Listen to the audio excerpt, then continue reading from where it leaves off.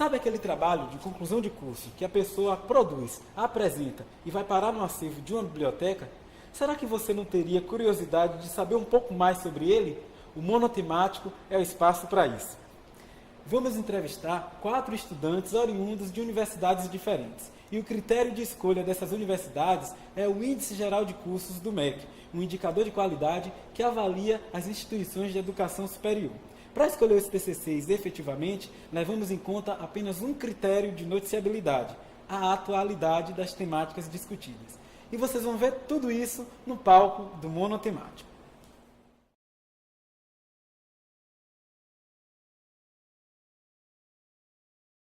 Oi, tudo bem? Eu sou Raulino Júnior e você está assistindo ao Monotemático, um programa de entrevistas com autores de trabalhos de conclusão de curso. Hoje, a minha convidada é Raquel Santana, que se formou em jornalismo na Universidade Federal da Bahia em 2014. O trabalho de Raquel foi um curta documentário intitulado Negras no Telejornal Baiano. E esse é o nosso tema de hoje.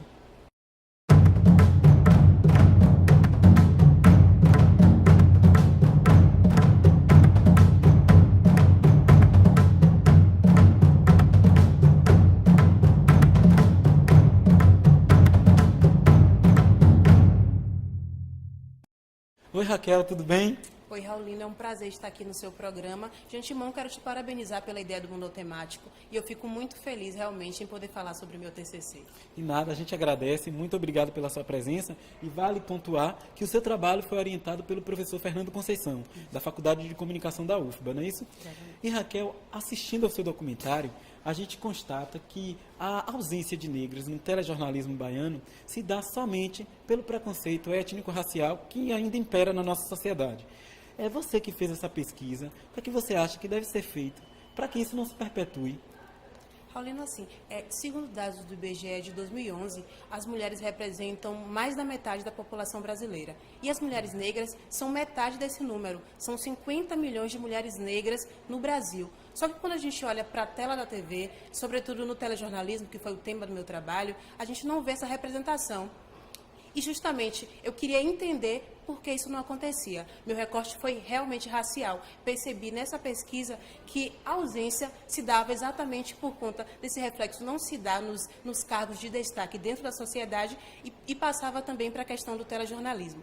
Eu acredito que deve haver uma política pública que cobre das emissoras, já que é uma concessão pública, isso não é nada dado.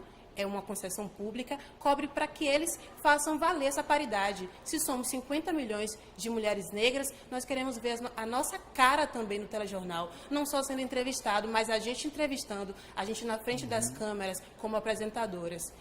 Acredito que deve haver isso. E também uma conscientização por parte dos empregadores. Porque se o empregador não entende que isso existe, vê a questão vê o Brasil como uma democracia racial, vê a questão da TV como não reflexo da sociedade, eles também têm que perceber que a gente está na Bahia, principalmente, né, onde foi o recorte do meu trabalho, e a gente precisa se ver. Nós, mulheres negras, nós precisamos nos ver no telejornal também. É bacana. E o seu trabalho tem dados bem importantes. Por exemplo, na época que você fez o trabalho, em 2014, nós tínhamos 43 jornalistas atuando aqui na TV baiana e dessas 43, apenas 6 negras. Hoje, né, fazendo uma rápida pesquisa, nós temos 4. Nós temos a Georgina Mainar na Rede Bahia, a Lísia Oliveira e a Rita Batista na TV Aratu e a Vânia Dias na TVE Bahia. E aí eu te pergunto, essa pouca representatividade que a gente tem, ela é importante em que sentido? Ok, Raulino, como você mesmo observou, no período que eu fiz, o cenário já era desanimador, né? Eram 6 jornalistas negras num universo imenso de 43 jornalistas no total. Agora a gente está em 2016 e esse número reduziu. De um lado, eu fico feliz porque, assim, como eu convivi com Silvana Oliveira, eu sei que ela saiu da TV por outras questões. Ela foi uma decisão própria. Ela foi alçar voos diferentes, né? Questões outras de trabalho.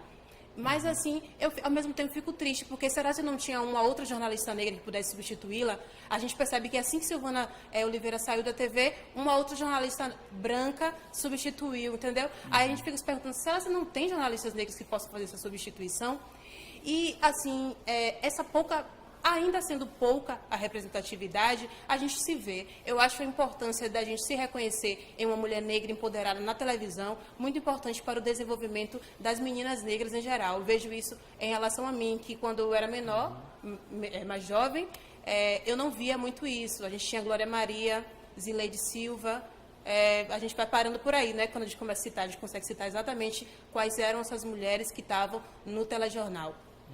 Mas, assim, a representatividade, mesmo que pouca, mesmo sendo 4 mulheres negras, ainda é muito importante. Durante a construção do TCC, quando eu conversava com Vilma Reis, ela me disse uma frase muito importante, que, assim, me tocou muito, que é: a ausência das jornalistas negras na TV é para que o nosso sonho não exploda na cabeça de milhões. Essa frase é muito forte, porque quando você vê uma mulher negra, você se identifica com aquela mulher negra na TV, uma mulher empoderada. Você pensa, é possível sim eu estar naquele local também, naquele lugar de fala. Então, isso é empoderador para todas essas meninas jovens, para mim também, enquanto jornalista, e que tenho interesse em telejornal também. Então, há esse boicote, né? Há essa questão que está na sociedade, reflete no telejornal também, na TV. É uma reconstrução de todo o processo que a gente vive na sociedade mesmo. E agora a gente vai para o quadro Nota de Rodapé. Raquel, o Nota de Rodapé é um quadro em que os entrevistados falam um pouquinho sobre as dificuldades, algumas curiosidades que aconteceram durante o processo de elaboração do TCC. Conta pra gente aí alguma coisa. Olha, Raul, quando eu pensei em fazer o trabalho, eu sabia que eu iria tratar do tema da questão racial ligado ao gênero. Só que eu estava tão voltada ao grupo de pesquisa que eu participava sobre análise do discurso que eu pensava em fazer algo nesse sentido. E fiz meu anteprojeto todo baseado em análise do discurso. Quando fui para o outro semestre, que já era para desenvolver o projeto mesmo, eu mudei tudo, pensei em fazer um produto. E aí, em conversa com o Fernando Conceição, decidi fazer um curta documentário. Então, foi muita correria, porque eu tive que fazer um novo projeto, fazer roteiro, pensar nas entrevistas, agendar entrevistas e tudo mais. E nesse período, eu também estava em 2 estágios. Aí, o que complicou um pouco mais minha vida justamente para marcar essas entrevistas, porque eu trabalhava de manhã à tarde, sobrava à noite. E minhas entrevistadas, todas com agenda cheia, toda essa questão. E também teve o assalto, né? O assalto a Iago, que Iago foi a pessoa responsável por fazer as filmagens e a edição do trabalho. Ele estava nos barris, foi assaltado, levaram a mochila dele, com meu HD dentro, com algumas filmagens. Então, isso atrasou o trabalho em 2 semanas. Mas deu para fazer tudo, terminou. Não ficou exatamente como eu queria, mas saiu, né? Saiu o trabalho, eu pude apresentar. Conseguiu finalizar, né? Que é o mais importante. Exatamente. E aí, Raquel, no seu trabalho, no curta, você discute também, de uma certa forma, essa questão da identidade, do cabelo, né? Das mulheres negras, etc. Isso está bem pontuado no seu TCC. E você entrevistou várias profissionais, né, que já têm experiência no telejornalismo baiano. O que é que predominou no discurso delas a respeito dessa questão, dessa temática do cabelo, no uso do cabelo para a TV? Ok. Raul, quando a gente pensa em TV, a gente pensa em estética, né? Em beleza. E o tema do cabelo é muito caro à mulher em geral. E à mulher negra ainda mais, porque a questão de você reconhecer o seu cabelo crespo, seu cabelo cacheado, é difícil. Por conta dessa construção racista que a gente tem, sempre é negado, sempre é considerado feio. O cabelo crespo não é bonito, o cabelo crespo não é arrumado. E na TV, a gente também acaba vendo isso. Assim, por acaso não, mas acontece de eu ter entrevistado Rita Batista, que é um grande ícone da nossa TV baiana, e agora também com entrada nacional, ela agora tem uma visibilidade também nacional, está na GNT agora. E Rita sempre apresentou com o cabelo crespo, usou trança, chegou a apresentar telejornal de turbante. Ela fala isso na entrevista. E Rita sempre falava, eu tenho que acostumar o olhar, que é realmente isso. As pessoas, na sociedade como um todo, sempre você olha com olhos estranhos. As pessoas te olham com olhos estranhos quando você tem seu black, seu rasta, seu dread, sempre olhado estranhamente. E quando a mulher negra vai para o telejornal de cabelo crespo, aquele cabelo crespo 4C que a gente chama, né, que é o cabelo sem o cachinho, aquele cachinho arrumadinho, é um cabelo sem definição, crespo. Isso é diferente. E Rita falava de acostumar o olhar. Eu falei dessa questão também do cabelo, porque, em geral, desde pequena eu também tenho esse problema com o cabelo, de me reconhecer, estou em processo de transição também. Então, assim, falava, na época, entrevistei também Lise Oliveira. Lise usava o cabelo liso, alisado, né? Agora a Lise está crespa também. Ela falava que, no caso dela, foi ao contrário. O pessoal da TV pediu para que ela cacheasse o cabelo. Sim. Ela disse que não, porque ela gostava do cabelo alisado.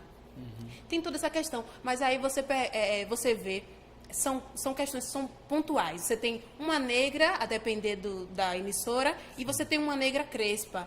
Mas aí, qual foi o critério para colocar a negra crespa? Era para dar uma baianidade? Aí eles pedem para você ser uma mulher negra do cabelo crespo ou cacheado, mas só tem uma mulher representando isso. Por que só uma mulher? Porque só naquele momento que você tem que estar com aquele cabelo crespo. Aí teve esse questionamento também. Patrícia Naima também, na época, o cabelo dela, eu não sei exatamente, liso, cacheado, também usava o cabelo mais alisado mesmo. A outra entrevistada foi Silvana Oliveira. A Silvana Oliveira também tem um cabelo meio ondulado, meio pro crespo, alisado. Mas ela falou que também não teve nenhuma cobrança em relação a isso, alisa o cabelo, nem prancha o cabelo, não. Entendi.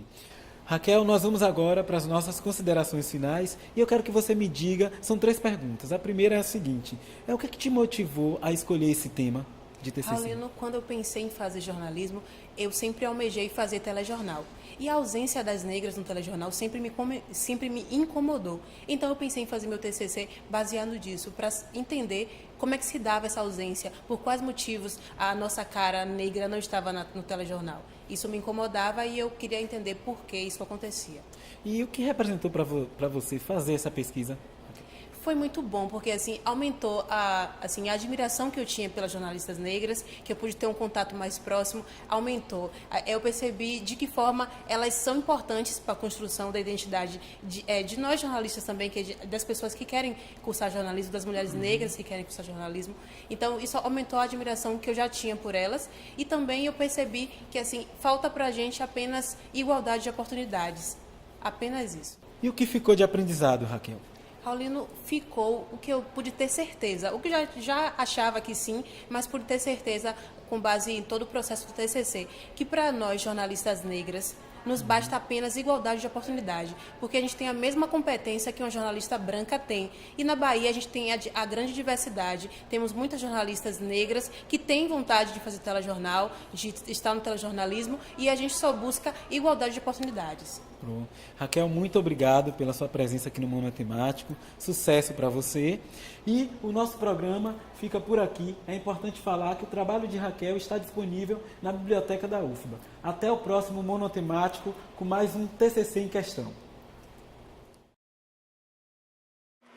O trabalho de conclusão de curso de Raquel Santana sobre a participação da mulher no telejornal telejornalismo baiano foi algo interessante, porque tocou em uma ferida, né?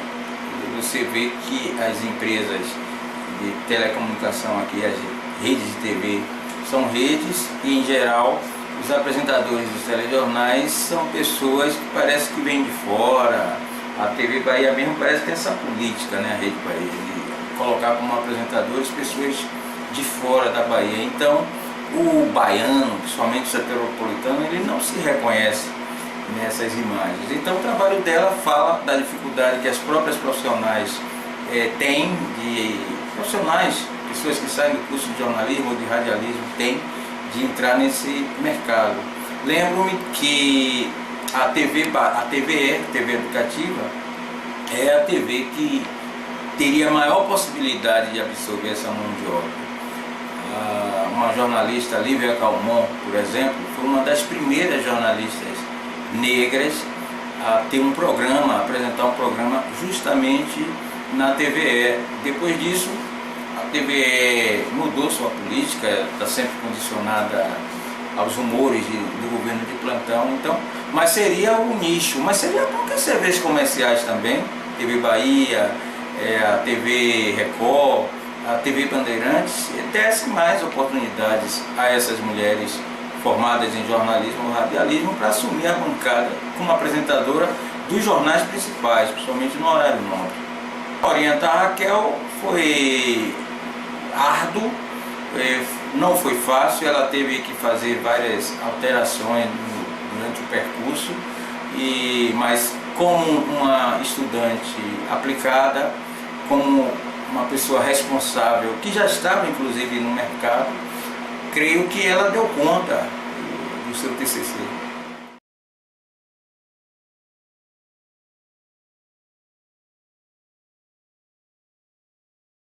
Oi, tudo bem? Eu sou Raulino Júnior e você está assistindo ao Monotemático, um programa de entrevistas com autores de trabalhos de conclusão de curso.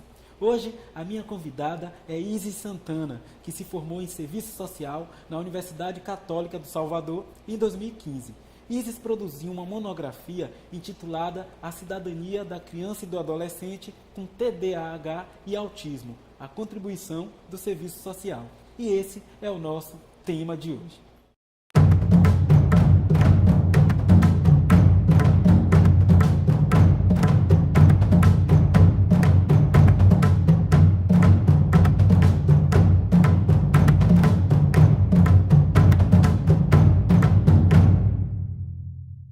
Oi Isis, tudo bem? Oi, tudo bem? Muito obrigado pela sua presença aqui no Monotemático. E eu quero que você comece falando, Isis, um pouquinho sobre o que é o TDAH, né, que é o transtorno do déficit de atenção com hiperatividade, e o autismo que você tratou no seu trabalho. Certo. O TDAH, que é o transtorno do déficit de atenção com hiperatividade, é um dos principais transtornos do desenvolvimento infantil, que ele é marcado pela inquietude, a desatenção.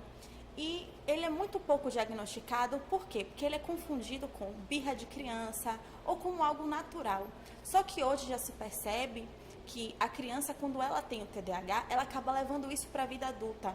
E a pessoa que na infância teve o TDAH, ela futuramente tem uma propensão maior a ter, por exemplo, depressão, a fazer o uso ou o abuso de álcool, drogas. Então, isso pode acarretar uma série de coisas no desenvolvimento dessa criança. Sim. Já o autismo, ele é um conjunto de características que envolve a dificuldade na comunicação, na socialização, no comportamento. Só um exemplo para ficar mais claro. A criança que ela tem autismo, muitas vezes, ela tem uma fixação por um objeto. Ela vê aquilo como uma coisa mais interessante e fica realmente afixada naquilo ali. Ou então, movimentos repetitivos, como bater palmas, balançar a perna. Essa característica, ela é própria justamente da criança com autismo. Autismo, a constância, né? Constância, é isso. E no seu trabalho, Isis, você discute a contribuição do serviço social, né, para a cidadania de pessoas acometidas com esses transtornos, assim. Sim. E qual de fato é essa contribuição? Certo. O serviço social, ele trabalha diretamente com as políticas sociais. E aí, a cidadania, ela é o quê? Ela é um conjunto de direitos e deveres que mudam, né, de acordo com a sociedade, de acordo com a época, de acordo com o tempo. Então, a política social, ela é um direito do cidadão. E é aí que entra justamente o trabalho do assistente social. Bacana. Nessa garantia desse direito. Agora a gente vai para o nosso quadro Nota de Rodapé. Isis, o Nota de Rodapé é um quadro em que o entrevistado fala sobre algumas dificuldades, os percalços, algumas curiosidades que aconteceram durante o processo de elaboração do TCC. Fala aí pra gente alguma coisa. O que eu posso dizer é mais ou menos uma dica. Por quê? Quando eu estava nos meus semestres anteriores, que eu via os alunos que estavam produzindo o TCC, aquele desespero, era parando o professor no corredor para tirar dúvida, indo no turno oposto para poder elaborar melhor o trabalho. E eu falava, estou sem dormir, eu passei a noite em claro para poder fazer meu trabalho, ou o final de semana inteiro eu fico em casa produzindo meu trabalho. E comigo não foi nem um pouco assim. Foi muito tranquilo, eu não precisei passar a noite em claro, eu não precisei abdicar, inclusive, de alguma confraternização que eu precisasse ir. Por quê? Porque o importante é você saber o que você quer fazer. Tenha em mente o caminho que você quer seguir. Tenha em mente um bom projeto, que isso é o importante. Que a partir daí você consegue desenvolver muito bem. Não precisa deixar de ir para um aniversário de família, não precisa passar a noite em claro para produzir o TCC. Tem que ser uma coisa prazerosa. Bacana. E no seu trabalho também, o que você trata com muita pertinência é sobre o tratamento, né, das pessoas com TDAH e autismo. E aí eu tenho certeza que a participação da família é muito importante, né, nesse processo. Muito. Como é que isso se dá? Muito importante, porque assim, quando uma família, ela traz mais problemas, ela tem mais problemas, isso acaba refletindo um pouco nesse comportamento dessa criança. Historicamente falando, na saúde mental, se culpabilizava a família por isso, por essa situação. Então fazia o quê? Eram separados. a pessoa que tinha algum sofrimento psíquico, ela era separada da família. Por quê? Porque achava que a família era culpada. Mas hoje se percebe que não, que a participação da família é extremamente importante.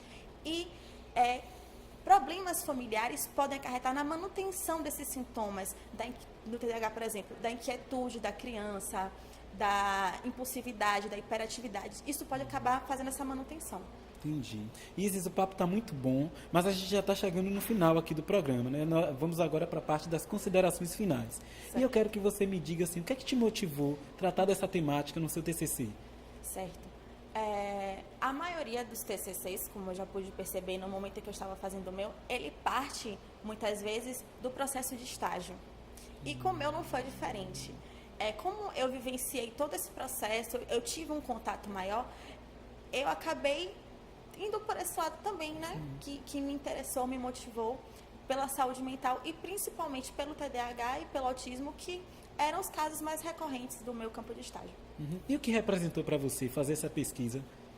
Foi muito importante no sentido de eu perceber a importância da garantia de direitos dessas pessoas. Porque no meu trabalho, quando eu fiz um apanhado histórico, eu pude ver o quão sofrido era o tratamento, o quão essas pessoas eram excluídas realmente da sociedade, elas eram totalmente reclusas. Atualmente se discute muito isso com a reforma psiquiátrica, em que os próprios profissionais que estão ali envolvidos, equipe multidisciplinar, que são psicólogos, psicopedagogos, assistentes sociais, os médicos, fonoaudiólogos, eles estão engajados nisso, em perceber que a pessoa que tem um sofrimento psíquico, ela tem que ser atuante no seu processo de tratamento. E isso me mostrou, né, a importância da luta para a garantia de direitos, para mim como profissional e como pessoa também. Então isso ficou como aprendizado, né, para você? Com certeza. Certamente, né? Isis, muito obrigado pela sua participação aqui. A gente agradece mesmo. Muito obrigado. E vale lembrar que o trabalho de Isis está disponível na biblioteca da UFSAL, ali o campus da Federação, não é isso, Isis? E a gente volta no próximo monotemático discutindo mais um TCC em questão. Tchau. O tema da cidadania é o tema central para o serviço social, né? Ele está inscrito entre os princípios fundamentais que está no nosso Código de Ética. E nós, em última instância, trabalhamos com garantia e ampliação de direitos. Tá? Então, a pertinência do tema, né, é escolhida por Isis. E assim, ressaltando que a monografia no curso de serviço social é o coroamento de um processo que inicia com o estágio, né, onde o aluno se aproxima do campo de atuação, ele faz uma pesquisa no sentido da caracterização da instituição, da política social onde está inserido, ele identifica, né, manifestações da questão social que são passíveis da intervenção do serviço social, ele pesquisa sobre o tema, ele elabora um projeto de intervenção e executa. Então, a finalização desse processo ele é transformar num trabalho de cunho científico, né, que é a primeira aproximação com a comunidade científica, deixando uma reflexão teórico-crítica, analítica, né, sobre o processo desenvolvido no período de estágio e ligado a um tema que seja de relevância para a categoria. O processo de orientação é basicamente uma parceria, né? Assim, o aluno é o autor, então esse é o trabalho mais autoral, né, que ele faz durante o curso todo, e ele segue um caminho, elabora o projeto e o projeto de monografia, né? Monografia 1, monografia 2 ele desenvolve o trabalho basicamente, e ele tem o orientador como um orientador mesmo, né? É um parceiro, né, na construção, na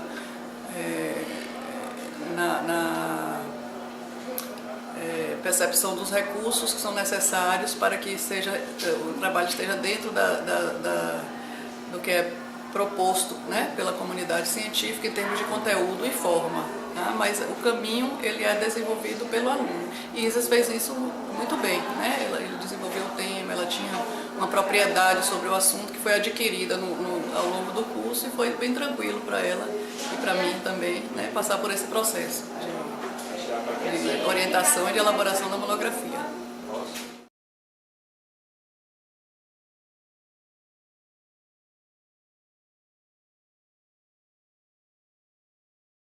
Oi, tudo bem? Eu sou Raulino Júnior e você está assistindo ao Monotemático, um programa de entrevistas com autores de trabalhos de conclusão de curso. Hoje, a minha convidada é Ana Carolina Mâncio, que se formou em Direito na Universidade de Salvador em 2015. Ana produziu uma monografia intitulada Lei Maria da Penha e Lei do Feminicídio, herdeiras da luta do movimento feminista por direitos civis no Brasil. E esse é o nosso tema de hoje.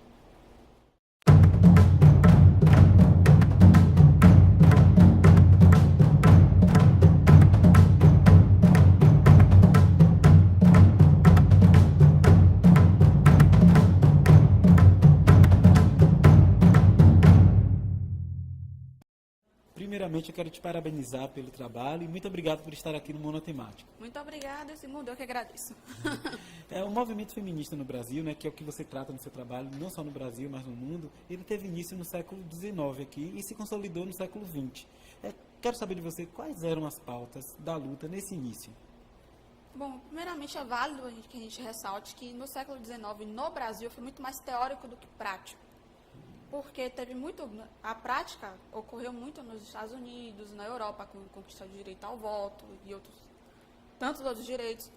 E aí nós brasileiros estamos pegando essas ideias para consolidar no século XX com feministas como Berta Lutz, Nídia Floresta, que tinham várias organizações, lutavam e tudo mais. E assim, o que é que influenciou a gente? Primeiro, direitos políticos, que era o que? Garantia o voto feminino principalmente, e todos os outros que vinham, né? Que direito, a mulher não podia se alistar no exército e tudo mais, então nós tínhamos os direitos políticos, porque para considerar a mulher como sujeito de direito, primeiramente, e segundo, que também advém do fato da mulher não ter sido considerada como sujeito de direito, os direitos civis relacionados à família. E nesse âmbito dos direitos civis relacionados à família, nós temos o quê? O direito ao divórcio, que ainda tinha muita influência da Igreja Católica também, que a mulher seria uma mulher indecente se ela se separasse, ela precisava de uma figura masculina na vida dela e tudo mais. Então foi o quê? Direito de família e direitos civis. Então, e nos direitos civis, por quê? Porque basicamente, como a mulher não era considerada sujeito de direito, como eu já falei aqui, ela dependia muito do marido para fazer tudo. Tipo, para abrir um comércio, ela tinha que ter autorização do marido. Então, as conquistas, as lutas eram mais para emancipar a mulher nesse sentido. E as conquistas também vieram nesse sentido, né? No século XX, o direito, a CLT, né? A Consolidação das Leis do Trabalho, garantiu. Lá para a década de 30, garantiu que a mulher tivesse direito ao trabalho. O Código Civil também foi mudando, foi permitindo algumas coisas sem autorização do marido. Né? Só que avanço mesmo foi depois. Estatuto da Mulher Casada, 1962, tocou na questão de divórcio, tocou na questão da... Não, divórcio foi 1970, a lei de divórcio. O Estatuto da Mulher Casada já emancipava mais no sentido de ela poder fazer tudo sem autorização do marido, tudo mais. Além do âmbito social, né? Que era a luta para a mulher não ser educada a ser submissa ao homem, ela ser submissa à figura masculina, tanto que fosse seu pai, tanto seu marido. Entendi. E no seu trabalho você faz todo um percurso histórico muito interessante e chega aqui na Lei Maria da Penha, né? Que nasceu com o objetivo de coibir a violência doméstica e familiar contra a mulher. E há uma importante discussão nesse sentido sobre a aplicabilidade da lei, né? Que não seria em virtude do sexo biológico apenas, mas do gênero. Eu quero saber quais são os argumentos que envolvem esse debate. Olha, assim, não tinha muita argumentação. Principalmente em 2006, que é quando a lei entrou, né, vigor, a lei foi criada, entrou em vigor e tudo mais. Não tinha, as pessoas basicamente não falavam muito de transexualidade, de transexuais, de travestis, de LGBTs em geral. Na verdade, já se falava, a gente sabe, mas não tem tanto enfoque como tem hoje. Então, meio que não tinha argumento, não tinha debate. Era só alguns juristas, alguns ativistas que já tocavam nessa seara, né, de garantir para que fosse aplicado para transgêneros, e eis que estamos aqui em 2016, outro dia, foi que conseguimos, né, que a aplicabilidade da lei fosse também para transgêneros, e é um avanço, né, porque quem se identifica como mulher também pode sofrer as consequências disso, de ser uma mulher na sociedade. Agora a gente vai para o quadro Nota de Rodapé. Ana, o Nota de Rodapé é um quadro em que os entrevistados, e você é a entrevistada no caso, vai falar um pouquinho para a gente se houve alguma dificuldade, alguma curiosidade durante a elaboração do TCC. Conta aí. Bom, curiosidade, na verdade, não teve. Porque, assim, curiosidade não, né? Não foi muita coisa além do trivial, não. Só aquela dificuldade de fazer o TCC de sempre, né? Já dificuldade mesmo, assim, foi de achar livro físico, assim, livros e livros físicos que tratassem sobre a legislação relativa à conquista de direitos femininos no Brasil. Isso eu tive bastante dificuldade, até mesmo de achar sobre o movimento feminista. Achar muito livro físico e tal. Eu precisei pegar muita coisa na internet. Achei alguns livros na internet também que eu consegui, que eu batalhei para achar. Achei até uma monografia inteira que falava sobre legislação e tal, eu consegui. Mas a minha maior dificuldade foi essa. Você chegar em biblioteca e encontrar material, em livraria encontrar material. Eu acho que deveria ter mais. Sim. Deveriam ter mais livros tratando sobre movimentos sociais, sobre feminismo, sobre movimento negro, sobre todo esse tipo de coisa. Sim. E outra lei que você trata no seu trabalho muito bem é a lei do feminicídio, que completou um ano recentemente, né, no Brasil, e que, na medida do possível, ela tem cumprido o seu papel, né, de condenar, de fato, as pessoas que assassinam as mulheres só pelo fato de elas serem mulheres. Quero saber, no seu trabalho você fala de tipos de feminicídio. Quais são eles? Bom, nós temos 3 tipos, como eu digo no meu trabalho, 3 tipos de feminicídio. Feminicídio íntimo, feminicídio não íntimo e feminicídio por conexão. O íntimo é relação lógica, né? É o feminicídio que acontece quando o agressor tem uma relação íntima com a vítima, né? Relação familiar, relação de convivência, etc. Já o feminicídio não íntimo é aquele que também, obviamente, o agressor não tem relações íntimas com a vítima. A vítima ela tem mais com o agressor relações de confiança, de amizade, de hierarquia, que é o que acontece com chefes, o que acontece com colegas de trabalho e tudo mais. E o feminicídio por conexão é quando você não tem qualquer relação da vítima com o agressor. E um exemplo disso é quando uma mulher está prestes a sofrer uma agressão, um feminicídio, e outra mulher chega para impedir isso e ela acaba morrendo no lugar dela. É um feminicídio por conexão. Entendi.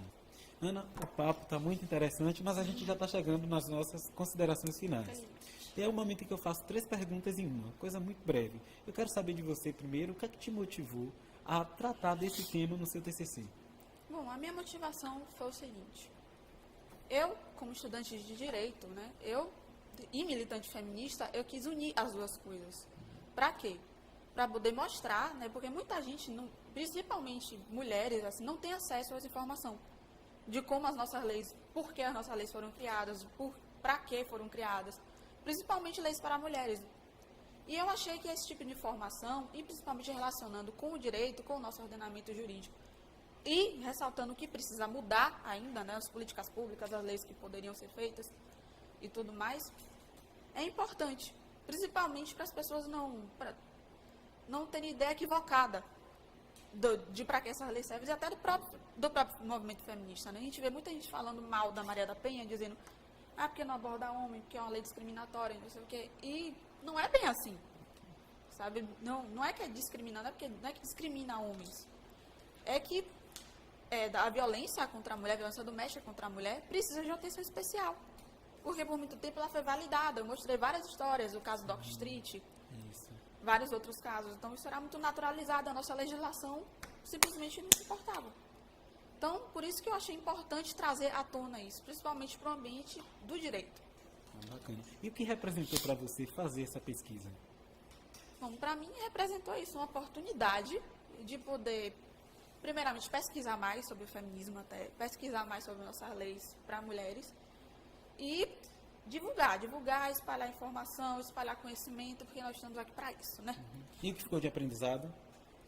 É isso, o que ficou de aprendizado assim, a luta é necessária. Nós temos avanços, tivemos avanços da Lei Maria da Penha, tivemos avanços do feminicídio, tivemos vários outros avanços durante a nossa legislação, mas enquanto não houver a liberdade e a justiça plenas para todo mundo, independente de gênero, de raça, de nacionalidade, de sexualidade, sabe? É preciso continuar lutando, é preciso que a gente conheça, primeiramente, que a gente conheça o que a gente está passando e, posteriormente, que a gente lute para que isso mude, principalmente no que tange as nossas regras, as nossas leis.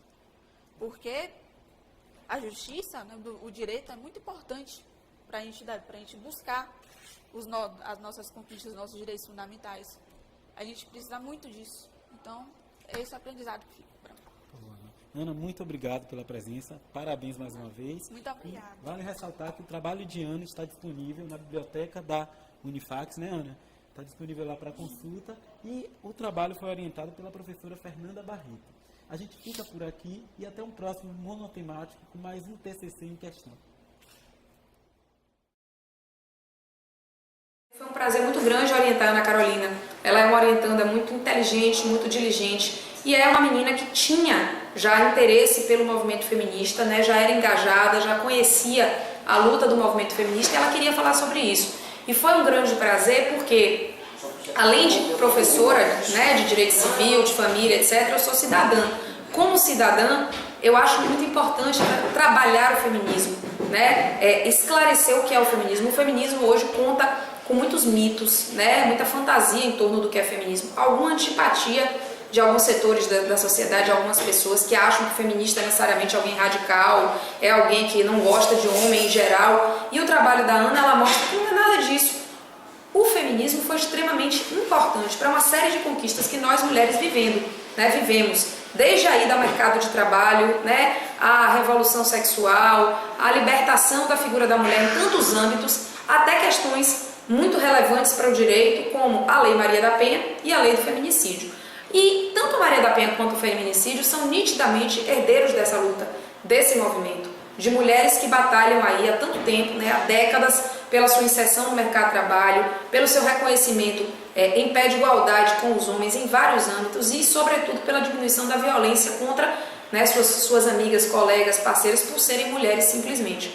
A Ana Carolina foi muito corajosa de tratar do tema porque a Maria da Penha é uma lei muito densa, sobretudo, né, a Maria da Penha é uma lei muito ampla, e ela encarou isso com bravura, fez o histórico do movimento feminista, tratou do feminismo por fases, então o trabalho dela é muito, muito legal. Eu não vou falar mais para não antecipar e vocês poderem ler. É um trabalho que eu tenho muito orgulho de ter orientado.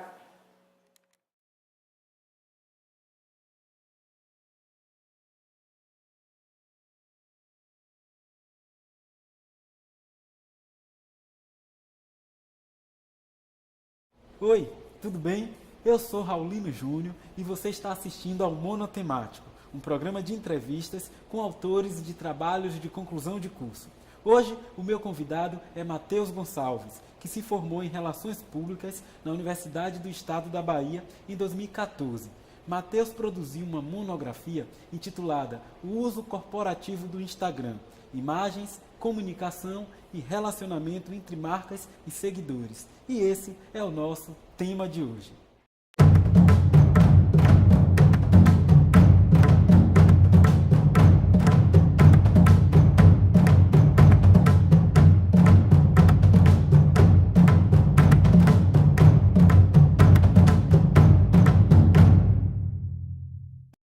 Matheus, muito obrigado pela sua presença aqui no Monotemático, a gente agradece.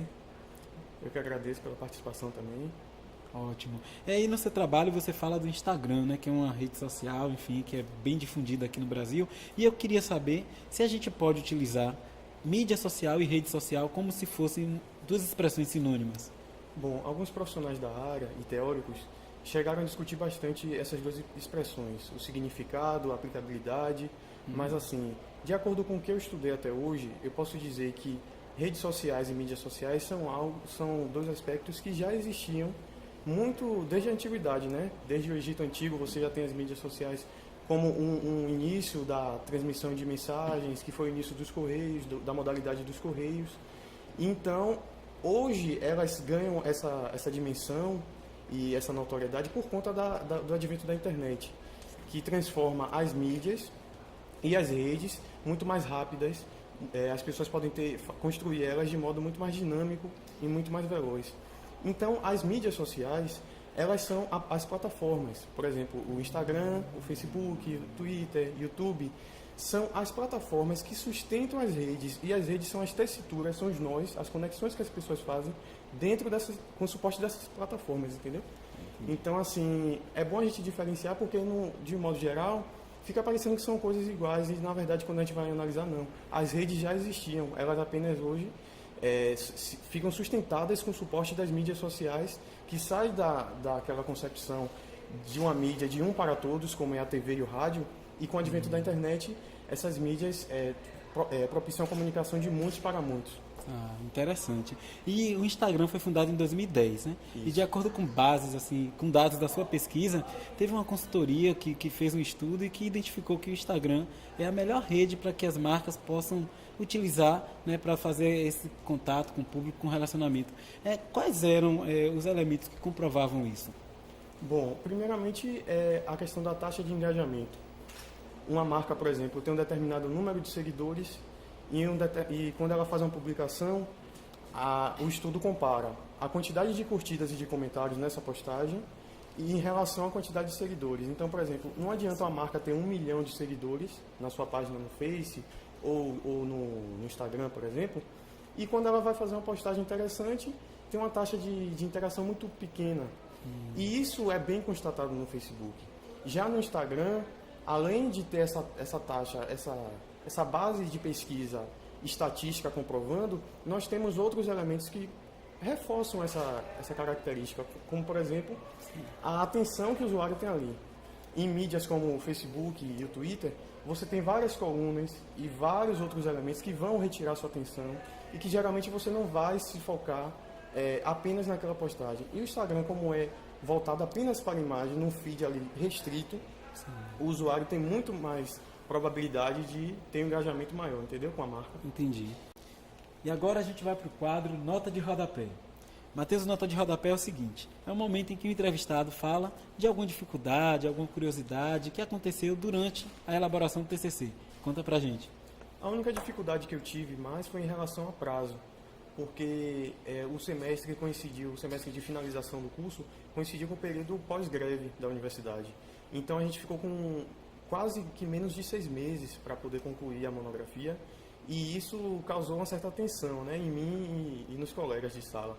Mas assim, fora isso, muito pelo contrário, eu tive muita ajuda dos professores, dos colegas, de autores da área que eu valorizo e admiro. Então eu tive mais ajuda do que prejuízo no caso.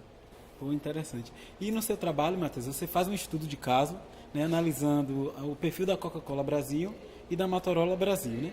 E hoje em dia a gente sabe que os usuários não são mais aquela audiência passiva, né? Hoje eles interferem muito mais, participam muito mais, ou seja, não adianta essas marcas terem um perfil para ter, né? Elas têm que saber ali administrar aquele perfil. E eu queria saber de você, com base em tudo que você estudou, qual dica você daria para quem está iniciando aí nesse universo, para quem tem uma marca, que dica você daria de relacionamento mesmo, de administração disso? Bom, é importante a gente saber que com o advento da internet, com as redes, a visibilidade de uma marca, ela não se torna mais apenas referencializada. Não é apenas um ponto local em que a pessoa passa e vai ter uma percepção daquela marca. Quando você se propõe a ter uma estratégia de comunicação digital, você tem que saber que ali sua marca está exposta para o mundo. Então, é importante saber quais são as potencialidades de sua marca, o que é que você quer atingir com aquele perfil. Não adianta ir apenas na moda da digitalização e sair criando perfil em tudo que é mídia, porque aquilo ali precisa estar estritamente ligado à sua estratégia de comunicação. Aquilo ali é importante para o seu público acessa aquele determinado tipo de mídia, caso contrário não vai fazer sentido, vai ser mais uma página lá só de enfeite. E pode até ser prejudicial para a marca, porque se o público percebe que não há uma atualização, não há uma responsabilidade com a gestão daquela página, é um tiro no pé, pode se dizer assim, né? Entendi. Em vez de ajudar, atrapalha, né? Exatamente. Matheus, o papo está muito bom, mas a gente vai chegar agora nas nossas considerações finais. Eu faço 3 perguntas em uma. A primeira é: o que te motivou a tratar desse tema que você tratou no TCC? Bom, eu sempre tive muita afinidade com o tema das novas tecnologias e a relação delas com a comunicação. Então, com o crescimento muito rápido das mídias sociais, principalmente no Brasil, eu consegui identificar esse problema de pesquisa, que era o gerenciamento de marcas, conciliando com as dinâmicas das mídias sociais, principalmente o Instagram. Então, assim, eu sempre tive muita predisposição em pesquisar isso, e foi uma afinidade natural, foi um processo muito orgânico, e eu fiquei muito satisfeito. Bacana. E o que representou para você, Matheus, fazer essa pesquisa? Bom, significou assim que eu consigo construir base de estudo para poder alcançar o mestrado e o doutorado em sequência, né? Porque eu me interesso muito pela área acadêmica. Então, assim, eu tive ajuda e conselhos de profissionais muito conceituados e professores e colegas que me deram essa certeza de que eu devo continuar com no ramo acadêmico. Essa pesquisa foi fundamental para ter essa concepção. E durante todo o processo, o que ficou de aprendizado? Bom, que a gente tem que estudar muito, independente da área que você esteja atuando, você tem que ter um referencial teórico muito bem articulado, muito bem fundamentado, para que você identifique qualquer problema de pesquisa e que você entregue o melhor resultado para a academia, para a sociedade ou para o mercado. É isso mesmo. Matheus, muito obrigado mais uma vez pela sua presença. Parabéns pelo seu trabalho, pela pesquisa. Nós aprendemos muito, ok? Muito obrigado. Muito obrigado. E vale ressaltar que o trabalho de Matheus pode ser consultado na biblioteca da UNEB. Vocês podem ir lá no Campus 1 em Salvador. E a pesquisa foi orientada pela professora Cláudia Aragão. A gente fica por aqui e até um próximo monotemático com mais um TCC em questão. Tchau.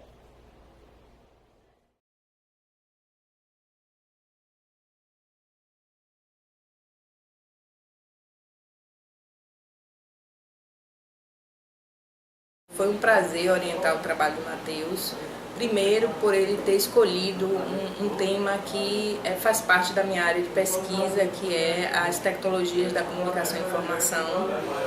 Segundo, ele é um aluno brilhante, dedicado, empenhado, já sabia o que queria desde o anteprojeto, chegou com um anteprojeto muito bem estruturado e assim, foi uma parceria, né, o desenvolvimento do trabalho dele, né, a cada capítulo, a cada descoberta, a cada indicação bibliográfica, Matheus mergulhava mais ainda, né, na temática, então foi muito produtivo, né, o trabalho de Matheus, né, e a conclusão do trabalho dele foi brilhante, né, ele teve 10, foi aprovado, a banca, participaram da banca eu e a professora Carolina Terra da USP, né, que gostou muito também do trabalho.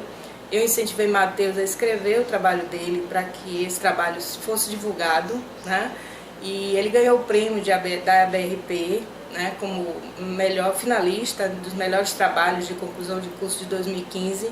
Né? Então, assim, o trabalho de Matheus é um sucesso e eu fico muito feliz em ter participado desse processo com ele, né? Porque foi um trabalho conjunto, né? Mas Matheus fez o trabalho de uma forma muito legal, muito dialogada comigo. Foi assim, muito bom participar da orientação do trabalho dele.